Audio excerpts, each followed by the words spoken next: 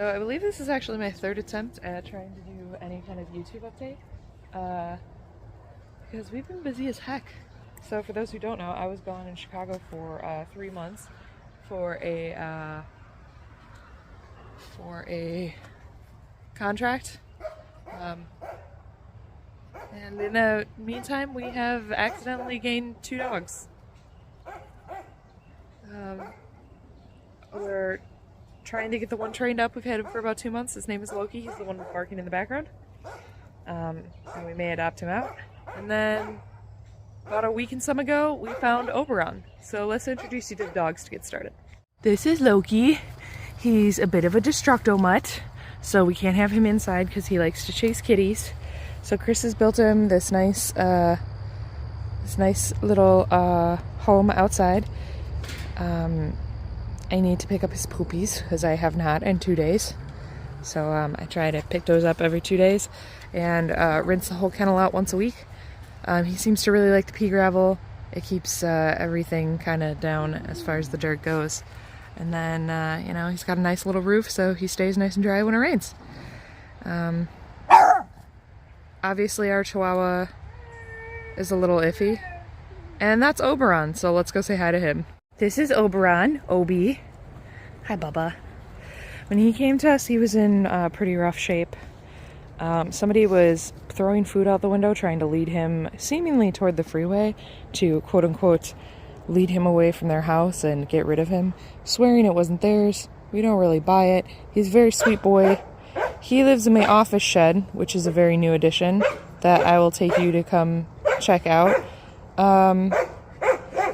Because he's pretty chill. He's a very, very calm boy, even though he regularly tries to eat my wedding ring like he's doing right now. So here's my office shed. It's, I didn't realize I was zoomed in that far. It's pretty cool. It's got lofts on either side. So, it's a bit of a mess right now, but I keep telling myself I'm gonna clean and then film, and then I clean and then I don't film, and then I make another mess. So, all my sewing stuff, you know, I've got a couple commissions to finish. And then up top, we've got kind of house stuff and canning stuff and whatever. And then film stuff and whatever on this side. And then I got myself a whole little nice little canning setup back here. So dry goods, canned goods, jellies, jams, anything I've been working on kind of ends up back here. I've got some stuff that I dried that probably is ready to be put in small containers, and then I've been collecting pecans every day and letting those dry out up here as well.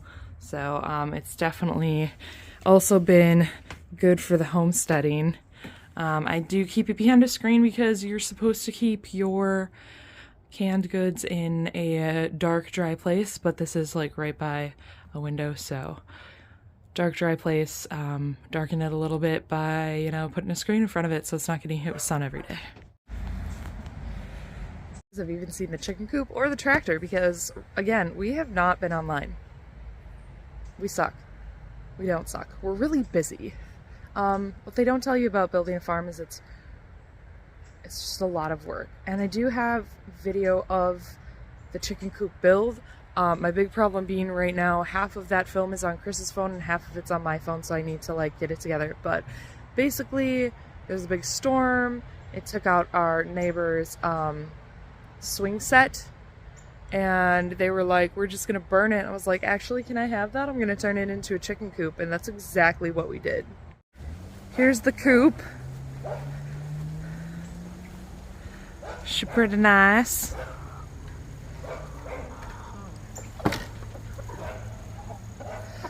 Here's the ladies. They're snacking on green beans this morning because I trimmed a bunch of green beans last night. Say hello, ladies. And this is the coop. Once again, I don't know how I keep ending up all zoomed in. So let's take a gander. So here be the coop. You can see like one of the little play windows down here. And then basically we cut off the bottom legs that made it like tall. And that's how we got this. So I'm so sorry for Loki. He He is who he is. He also got stuck inside more than he usually is because of the storm last night. So we got a vent up top, and then we put a slated roof on it with some scrap wood. Oop! Somebody laid an egg where they're not supposed to. Then we've got a couple different kind of roosts. So this is all the original like playhouse. It had like one slat every other, so you can kind of see where the original slats were. And then I went back and put an additional slat in between each by taking them from the bottom and putting them up here, so that it would be solid. And then the nesting boxes are over there. And then we put this stuff on the outside so that it would be nice and sealed and insulated. We keep their food and their grit and their oyster shells on the bottom. They have once again spilled their grit today because they are messy babies. Here is the tractor. We've been doing quite good work on getting the bamboo cut down with the tractor. I would say that's like 99% Chris. Every once in a while I come out and hand cut, and I was doing a lot of hand cutting in the winter, but I have been very bent on canning and kind of getting the shed set up, the work shed set up. See, little Pie has wandered back here. But the problem is keeping up with trying to get it all chipped. That's Lavender. He's our rooster. Keeping it chipped has been quite the challenge. The chipper is not ours, it's our neighbor's, who's nice enough to just kind of let us hang out with it here. So we might eventually hire somebody in to actually help us chip it all out, because it's a lot. It's so much bamboo. Bamboo here, bamboo there, so much bamboo. And it really strangles out, you know, like this whole tree was hidden in the bamboo. And as you can see, there's like no forest undergrowth at all. And that's not really from us cutting. That is how bamboo grows. It's really invasive, and it kind of takes out everything around it. So we're hoping to get some more natural flora and fauna. Loki can see us back here. He is upsetty spaghetti. That's how he barks at us. He's like, why haven't you not put me on a leash? Be outside. Bark at you from the top of my crate. But we only let one of them out at a time, and right now it's Obi's turn, so I probably should have picked a time where Loki was on his leash, but honestly, I'll bark through everything, no matter what. Like I said, his time got cut short last night because it was raining, so he is cranky. He is so cranky. Chris found him while I was gone, and they'll never give me a moment's peace. Maybe I should narrate this in the shed. I'm back in the bus, which is its own brand of chaos, and we've changed a lot of things. So my next video will do a tour of the bus and all the things that have changed and what is new and different. So Loki showed up because he was running through the neighbor's yard playing with their dog. And then Chris took him and borrowed the neighbor's kennel and put him up for the night. And then we actually found, well, I keep saying we, I don't know, you do that when you're married. You talk about we as a group. The next day when he was cleaning up, he found that somebody had dumped a bunch of stuff at the edge of our property, including a mattress and a kennel.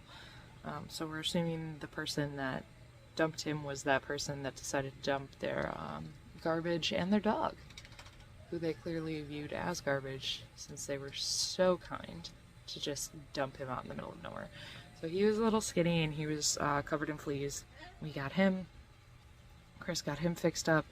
And then Obi was the one I was talking about earlier. They were leading him down the road with food. We intercepted. He was in really rough shape. His undercoat was a mess. I got 2 shopping bags worth of undercoat combed out of him. It took like 3 hours. He needed double flea bath, medication. His ears are flea bitten and they're still healing, so he's been a lot of work.